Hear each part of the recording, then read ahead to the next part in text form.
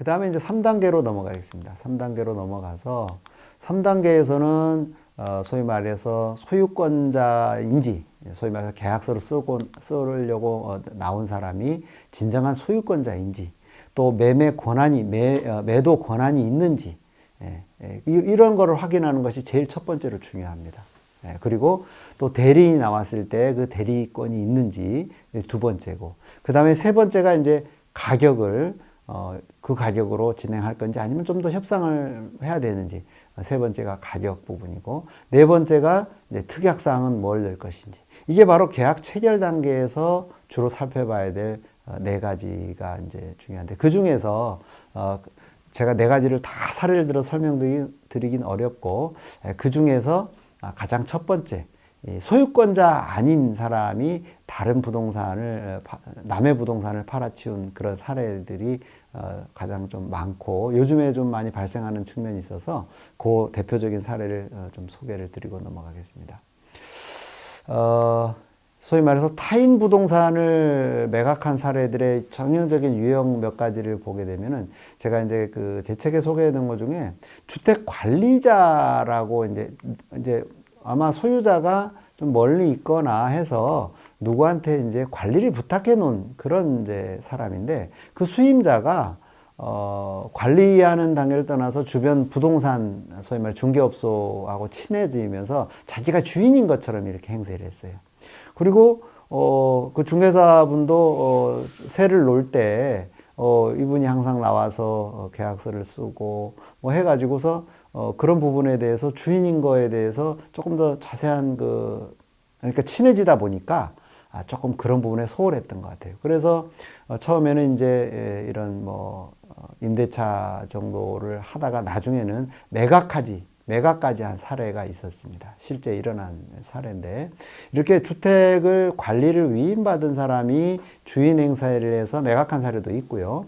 또 특이한 경우도, 이런 경우도 있습니다. 절도범이 절도를 하러 집에 들어갔다가 그 집이 오랫동안 비어있는 집인 것을 알고 이제 자기가 실제 거주를 하면서 신분증을 위조를 해서 주인 행세를 하면서 남의 부동산을 매각한 그런 사례도 있었습니다. 그런 사례도 있었고, 그 다음에 최근에 매스컴에도 좀 나왔었지만은 월세 임차인으로 들어갔다가 세입자가 이제 계약서에는 여러 가지 인적사항이, 매도인 소유자 인적사항이 있잖아요. 주민번호라든지 신분증을 위조를 하고 주인 행세를 하면서 아파트를 매각한 사례도 있었습니다. 자, 그리고 또 신장 개업한 공인중개사. 신장 개업한 공인중개사에는 아무래도 매물이 좀 없잖아요. 매물이 적습니다. 그런 경우에 이제 그런 사람에게 접근을 해서 전혀 다른 소위 말 소유자가 아닌데도 불구하고 신분증을 위조를 해서 대신 이제 굉장히 금매 물건인 것처럼 해서 남의 부동산을 팔아서 계약금까지 챙겨서, 예를 들어 큰 건물의 경우에는 계약금만 해도 피해액이 크잖아요. 자, 그런 사례도 실제 있었어요. 그래서 그 사례 이후로는 요즘에는 중개업소들이 신장 개업을 할 때 화환이나 이런 거를 막 많이 내놓고 이렇게 신장 개업하고 했습니다. 이걸 이제 잘 안 하죠. 그래서 그 사건 이후로 아마 그런 것들이 아마 좀 많이 좀 전파되지 않았나 싶어요. 그래서 여러 가지 신장 개업한 중개사들, 아니면 경험이 좀 적은 중개사들을 노리는 사기꾼들이 있다라는 겁니다. 그 외에도 많이 있겠지만, 이렇게 타인의 부동산을 소유자 행세를 하면서 팔아치우는 전형적인 사례의 네 가지를 말씀을 드리고요.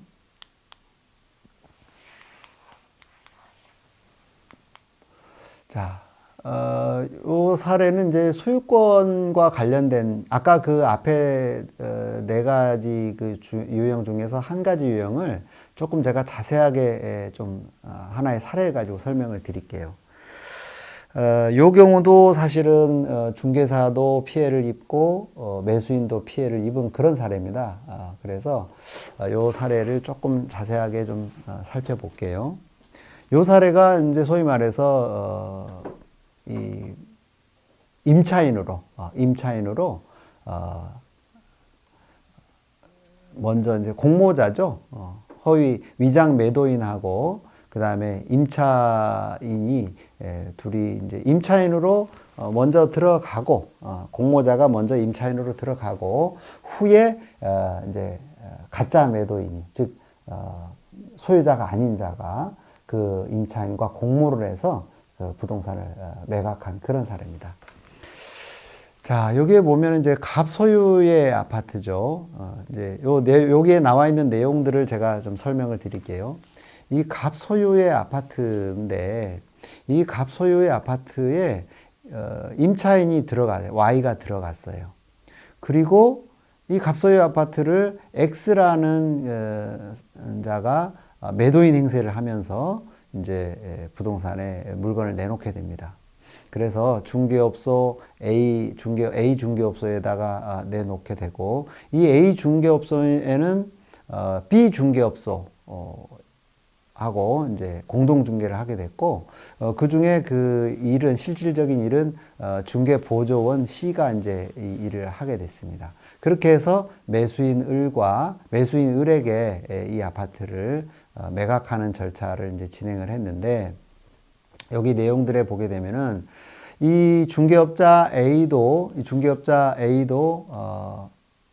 A와 중개업 보조원 C도 기본적인 소유권자 확인을 한다고 했습니다. 한다고 했는데, 그 확인 행위가 여기 중개업자 A는 지금 어떻게 확인했나 보겠습니다.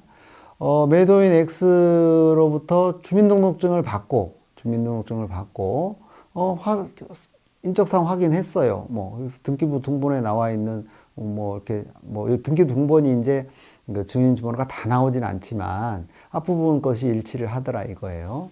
일치하고 그 다음에 거기에서 넘겨받아서 이제 그 행정안전부에 이제 그 전화를 통해서 소유자 주민증의 진위 여부를 확인하는 서비스가 있습니다. 그것까지도 했어요.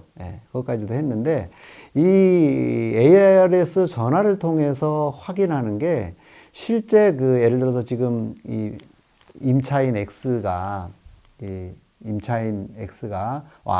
Y가 원래 소유자 갑하고 이제 아마 월세 계약 정도를 했을 거예요. 자, 그럴 때 이 신분증을 확인했지 않습니까? 신분증을 카피를 받았을 수도 있고 해서 이 원래 소유자의 신분증을 Y가 확보를 한 상태예요. 그리고 그 내용을 가지고 X가 신분증을 이제 가짜 신분증을 만들었기 때문에 거기에 이제 대부분 이제 ARS의 이 확인 내용들이 대부분 이제 발급 일자가 언제냐, 그 다음에 발급 기간이 어디냐, 이걸 확인하는 그걸로 해서 진위 여부를 판단하는 거거든요. 그런데 진짜 그 소위 말해서 신분증을 확보한, 그 기본 내용을 확보한 사람한테는 사실은 이 기능이 ARS 전화를 통해서 그 지인이 확인하는 것이 효력이 없는 겁니다, 사실은. 효과가. 그래서 이런 정도 확인을 하면은 뭐 확인을 다 충분히 했다고 생각을 해서 지금 거래를 진행한 케이스인데, 이렇게 주도 면밀하게 이렇게 사기를 하려고 하는 들어오는 사람자들에게는 이 방법조차도 소위 말해서 안전하지 않다라는 게 입증된 케이스입니다. 중개업자 B 쪽에서도 마찬가지 동일한 방법으로 확인을 했어요. 자, 그래서 보통 일반적인 방법으로 이렇게 확인을 했지만 결과적으로는 사기꾼들의 사기를 피하지 못하고 재산적 피해를 입게 된 그 사례입니다. 그래서 이 사례 이후로는 신분증 외에 인감증명이나 등기권리증이나 나아가서는 또 그 뭐 재산세 낸 영수증이나 조금이라도 의심스러울 때는 조금 더 보조적인 그런 어떤 그 서류를 요구하는 게 이제 점차 중개업소에서도 이제 많이 이렇게 하고 있는데, 그렇지만 모든 그 중개업소에서 또 다 그렇게 철저히 하는 게 아니고, 아직도 이렇게 신분증 확인 정도만 하고, 매매를 진행하는 경우들이 좀 있습니다. 자, 그럴 경우에는 이렇게 주도 면밀한 사기꾼들이 나타나게 되면은 중개업자도 당하고, 그 다음에 매수인도 당하고, 이런 어떤 피해로 이뤄질 수가 있다라는 것을 이 사례를 통해서 이렇게 여러분들께서 좀 알아두시면 도움이 되지 않을까 싶습니다. 자, 그래서 이제 제가 요 결론은 어떻게 났냐면, 요 사례의 결론은 최종적으로 이제 결론은 이 계약금 7,600만 원, 7,600만 원 중도금, 잔금까지는 치러지지 않았어요. 중간에 이제 발견해요. 중도금 총 도합 4억 600만 원을 중개업자 측에서 70%, 그 다음에 항상 본인도 책임을 묻습니다. 즉 매수인도 확인하는데 철저하지 못했다. 본인도 좀 책임이 있다. 그러니까 100% 중개업자 책임을 물을 수 없다라는 거죠. 대부분의 부동산 이 거래 사고들을 보면은요, 100% 책임 묻지 못하고 보통 한 7대 3점 정도. 항상 본인의 책임도 묻습니다. 그래서 부동산 거래 사고가 발생했을 때는 본인도 철저하게 확인을 하는 습관을 가져야 된다. 이제 이런 거를 우리가 이런 사례를 통해서 우리가 확인할 수가 있습니다. 자, 그러면 제가 이제 오늘 그래도 제가 이제 이 탐정 쪽에 연구를 뭐 해서 이런 정보를, 물론 다른 분들도 이런 정보들을 뭐 가지고는 있어요. 그렇지만 그냥 간단하게 이렇게 소개를 한번 해보겠습니다. 예를 들어서 신분증을, 위조한 신분증들을 어떻게 하면 좀 구별해 낼 수 있느냐, 뭐 이런 팁을 뭐 좀 한 가지 좀 전달을 해드리고 갈게요. 뭐 원리는 간단합니다. 원리는 그 평상시에 여기 보면은 제가 이 주민등록증을 이렇게 지금 이제 사진을 찍어서 이렇게 붙여놨는데, 요 내용들을 보면은 요 내용들이 결과적으로는 이 주민등록증 진본에 여러 가지 어떤 문의들이 있다, 특징들이 있다라는 걸 제가 이렇게 설명을 이렇게 드렸는데, 이 설명을 자세히 보지 않아도 됩니다. 이거 보지 않고도 여러분들이 가지고 계신 이 주민등록증을 평상시에 자기 진짜 주민등록증을 유심히 보는 시간 날 때 한번 유심히 봐두시게 되면은, 이 주민등록증을 위조를 할 때에는 물론 뭐 아주 전문적인 수법을 동원해서 정말로 진짜하고 차이가 없는 주민등록증을 위조를 했다 그러면 좀 구별해내기가 쉽지는 않겠지만, 그 위조범들의 수준이라는 게 뭐 다특 A급은 뭐 아닐 수 있잖아요. 그래서 평상시에 진짜 주민등록증을 유심히 봐두다 보면 이 속에 들어가 있는 홀로그램이라든지 문이라든지 글자들이 특징이 있어요. 그래서 자주 봐두게 되면 좀 조잡한 위조 주민등록증을 보게 되면은 느낌으로, 아, 이거 뭔가 이상한데? 이런 느낌을 통해서 좀 조심해야 되겠구나라는 그런 경각심을 가질 수 있는 정도. 자, 그런 정도를 라도 갖기 위해서 제가 여기에 뭐 여러 가지 뭐 써놨지만은 이거를 굳이 여기서 제가 설명하지는 않을게요. 근데 이렇게 많은 내용들이 이 주민등록증에 들어있어요. 들어있기 때문에 평상시에 진짜 주민등록증을 보면서 내 주민등록증을 자주 봐두면서 진짜를 봐두게 되면 나중에 허술한 가짜를 여러분들이 보게 되면 감을 좀 가질 수가 있다. 그런 차원에서, 그래서 우리 이제 그 탐정들은 이런 진짜 주민등록증, 가짜 주민등록증 판별하는 훈련들을 실제로 이제 많이 저희 학교에서도 많이 강의를 합니다만은, 여러분들은 그냥 이렇게 진짜를 자주 보면서 조잡한 신분증을 확인하는 그런 어떤 감이라도 길러두면 좋겠다. 자, 특히 중개사님들은 특히 이런 부분들을 좀 해두시면 좋겠죠. 예, 그래서 한 가지 팁으로 잠깐 드리고 넘어가겠습니다. 뒷면에도 이렇게 뭐 많은 내용들이 이렇게 있어요. 예, 뒷면 부분에 보면 관련된 이런 내용들은 제 책에 보면은 좀 자세히 소개가 돼 있으니까 간단하게 이렇게 여러분들한테 이렇게 진짜를 평상시에 좀 봐두시면 도움이 됩니다라는 정도로 설명하고, 그 다음에 이 운전면허증 같은 경우는 주민증보다는 조금 그래도 우리 온라인 시스템을 통해서 조금 확인하면 조금 도움이 됩니다. 그래서 주로 경찰청 교통민원에 efind.go.kr 여기에 들어가시면 이 운전면허증 조회하는 그 란이 있어요. 그래서 뭐 제가 이렇게 쭉 설명을 해놨지만, 이 설명 그냥 들어가 보시면 여러분들이 몇 가지 입력하면 운전면허증의 진위 여부를 확인하는, 이거는 주민증 확인하는 ARS보다는 좀 훨씬 더 나아요. 그래서 사이트를 통해서 한번 확인하는 그런 좀 방법이 또 있다. 자, 그래서 요즘에는 신분증을 이렇게 주민증이나 운전면허증을 선택적으로 가지고 다니는 분들이 있기 때문에 두 가지를 다 진위 여부를 확인하는 방법을 여러분들이 받으시면 좋을 것 같고요. 마찬가지로 운전면허증에도 많은 홀로그램이나 이런 어떤 그 특징들이 있어요. 그래서 자기의 진본 주민증을 자꾸 봐두는 훈련을 하게 되면 조잡한 그 신분증을 볼 때에는 뭔가 의심스럽다라는 감을 가질 수 있는 그런 어떤 그 훈련이 좀 해두면 평상시 해두시면 좋겠다. 이게 바로 소유권자, 자기 부동산이 아닌 남의 부동산을 팔아치우는 그런 소유권자 행세를 하는 사람들을 구별해내는 것과 관련된 그런 내용입니다. 자, 그래서 우리가 평상시에 좀 그 거래를 할 때 몇 가지를 사기를 당하지 않기 위해서 소유권자 행세하는 사기꾼에게 사기를 당하지 않기 위해서 소유권자인지 진위 확인하는 몇 가지 이제 방법을 좀 정리를 해놨어요. 뭐 어떻게 보면 가장 기본적인 원칙들이긴 하지만 이렇게 정리를 또 한번 해서 여러분들이 한번 새삼스럽지만 다시 한번 확인해 보겠습니다. 자, 그래서 대리인이 나오지 않고 이제 시간이 안 맞아서 혹시 대리인이 나온다 그러면 날짜를 바꿔서라도 본인과 계약하도록 하는 게 중요합니다. 왜냐하면 대리인이 나오게 될 경우에는 대리인이 나오면서 제가 그 거래 단계별로 이 사고 사례를 많이 분석한 것 중에서 대리인 사고가 가장 많이 나와요.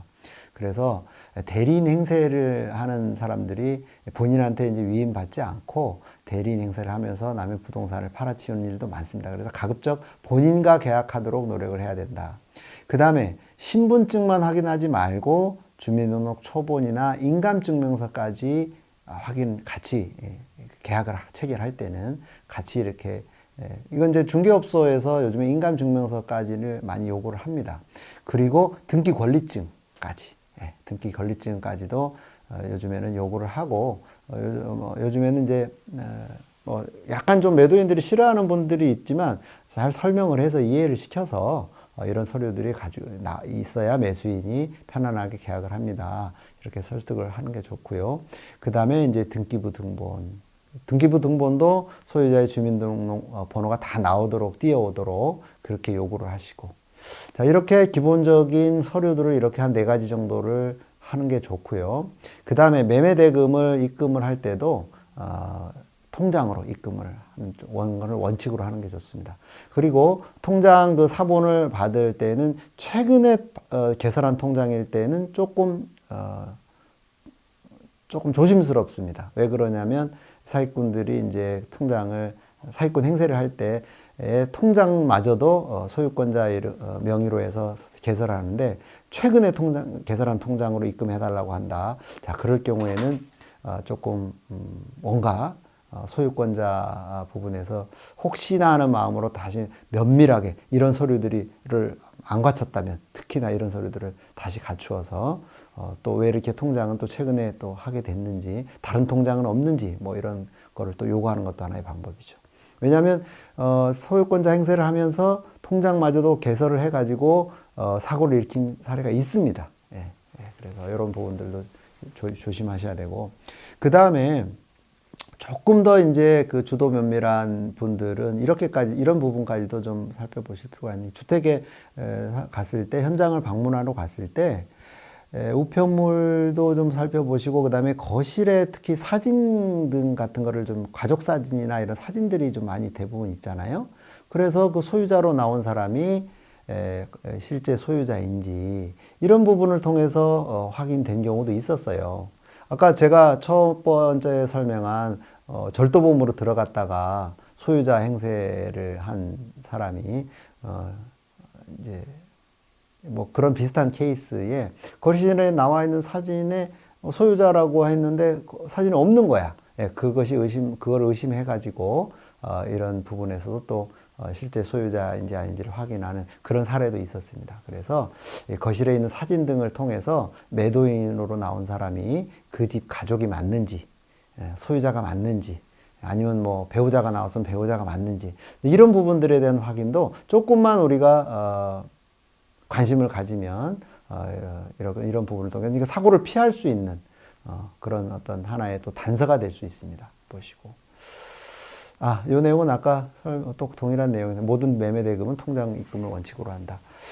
뭐 이 외에도 다른 것도 있지만 뭐 제가 여러분들이 그래도 요 정도를 확인을 하게 되면 소유권자가 아닌 사람에게서 소유권자 행세를 하는 사람으로부터의 위험으로부터 피할 수 있는 몇 가지 팁이 된다고 생각합니다.